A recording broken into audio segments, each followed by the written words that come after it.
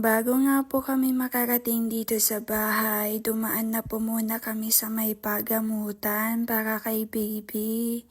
Kasi pinaalaw po namin. Hindi ko alam ano tawag dun sa Tagalog. Basta ayun, yung paalaw mi tapno kastakot, haan ka no nga makabatbati. Ayun yung sabi nila.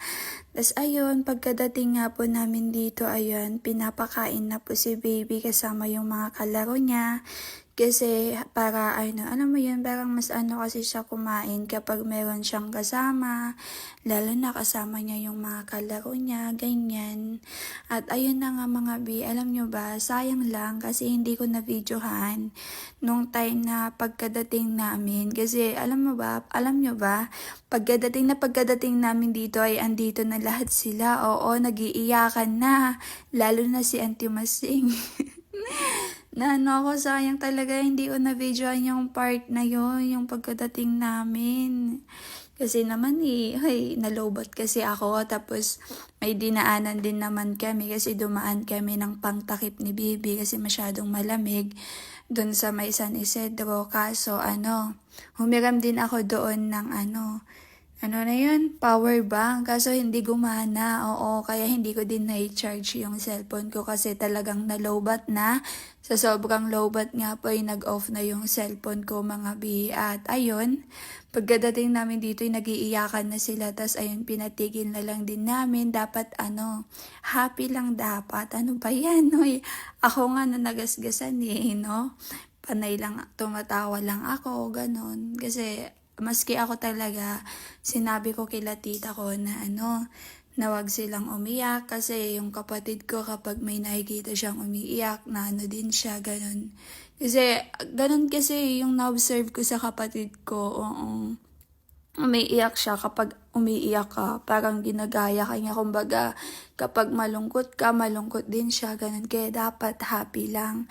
Pero sa mga part na yan ay umiiyak na po yung nanay ko, ayan no, kasi parang alam mo yun, sabi ko sa inyo hindi nga kaya na makita kami doon sa hospital kaya hindi sila nakapunta. Pero nung ay iyak daw sila ng iyak doon sa labas, doon sa may tambayan namin. At ayun, natumba pa nga yung nanay ko.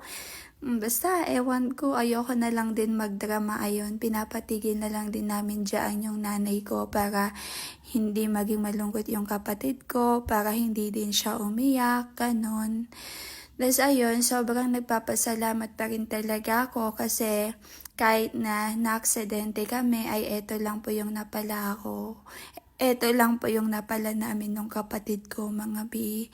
Kasi hindi naman kasi talaga lahat ng mga naaksidente ay ganito lang yung inaabot.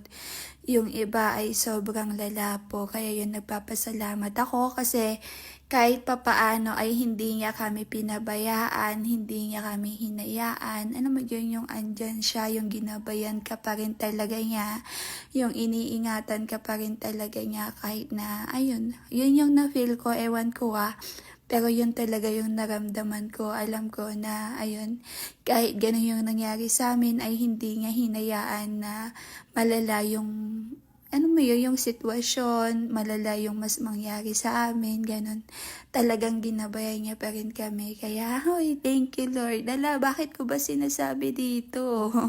Basta yun po yung na-feel ko. At ayun, niyakap nga lang po nung kapatid ko yung nanay ko para tumigil na. At ayan, pinapahiga na nga din po dyan sa may likuran ko yung nanay ko. Nang sa ganun ay manahimik na sa kakaiyak no? Tapos ayun yung tatang ko nga, si tatang Lakay, siya kasi panay daw ako tawa lang daw ako ng tawa, parang tinatawa ko na lang daw, ganun. Alam mo yun, yung parang nagagalit na siya kasi ganun na nga lang yung nangyari sa akin, tapos tawa pa rin ako ng tawa, ganun. Tapos ayun, ang akin naman, ayun, alangan na, mag-iyakan tayo, ganun, Tsaka kasi, nung time na wala pa kami dito sa bahay, nung papunta pa lang kami dito bago kayo makarating dito, naisip ko na talaga na kailangan ipakita ko na kaya ko.